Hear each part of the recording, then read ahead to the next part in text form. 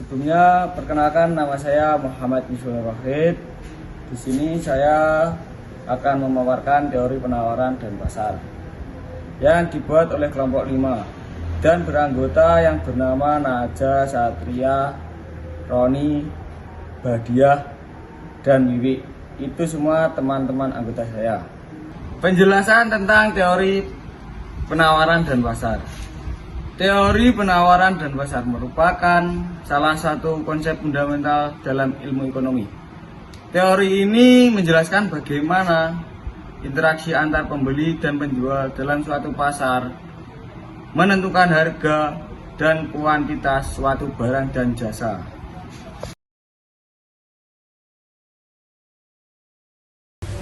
Teori penawaran menjelaskan hubungan antara harga suatu barang atau jasa dengan jumlah yang ditawarkan oleh produsen atau penjual pada periode tertentu.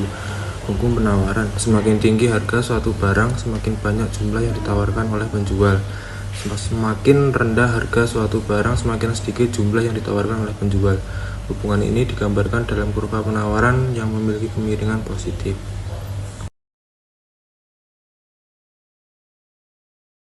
Faktor-faktor yang mempengaruhi penawaran: 1. Harga input, biaya bahan baku, tenaga kerja, dan modal. 2. Teknologi, perkembangan teknologi dapat meningkatkan efisiensi produksi dan mendorong penawaran. 3. Jumlah penjual, semakin banyak penjual di pasar, semakin besar penawaran.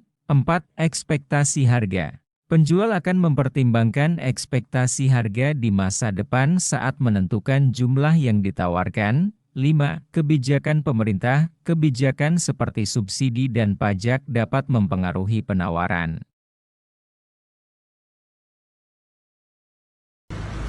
Teori pasar menjelaskan tentang bagaimana permintaan dan penawaran berinteraksi untuk menentukan harga keseimbangan, kualitas keseimbangan pada suatu barang atau jasa. Harga keseimbangan adalah harga yang terbentuk pada titik pertemuan kurva permintaan dan kurva penawaran. Terbentuknya harga dan kuantitas keseimbangan di pasar merupakan hasil kesepakatan antara pembeli dan penjual di mana kuantitas yang diminta dan yang ditawarkan sama besarnya. Sama halnya dengan harga di mana jumlah yang diminta sama dengan jumlah yang ditawarkan. Jika keseimbangan ini telah tercapai, biasanya titik keseimbangan ini akan bertahan lama dan menjadi patokan pihak pembeli dan pihak penjual dalam menentukan harga. Kuantitas keseimbangan adalah jumlah barang atau jasa yang diperjualbelikan pada harga keseimbangan atau ketika penawaran sama dengan permintaan suatu produk.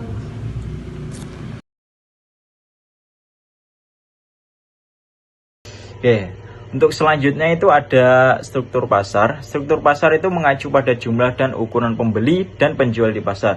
Struktur pasar yang berbeda memiliki pengaruh pada bagaimana harga dan kuantitas ditentukan.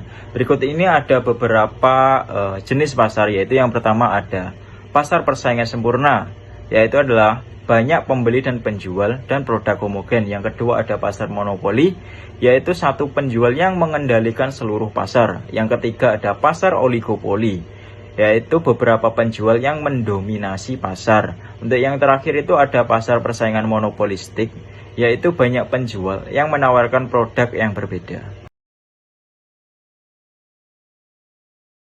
Selanjutnya di sini saya akan mempresentasikan dari kesimpulan teori penawaran dan pasar.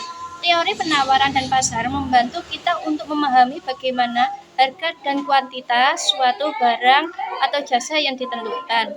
Teori ini juga membantu kita untuk memahami bagaimana perubahan dalam berbagai faktor, yang seperti harga input, teknologi, dan ekspektasi harga dapat mempengaruhi pasar.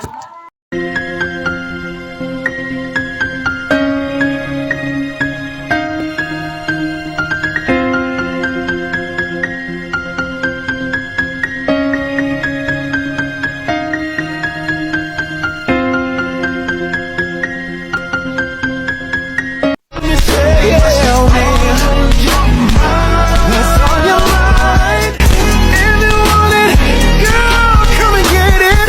All this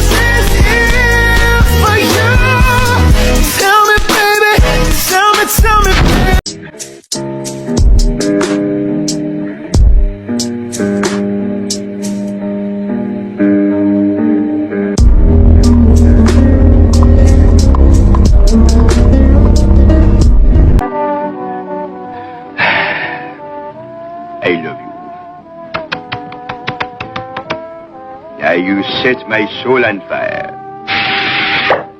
It is not just a little spark.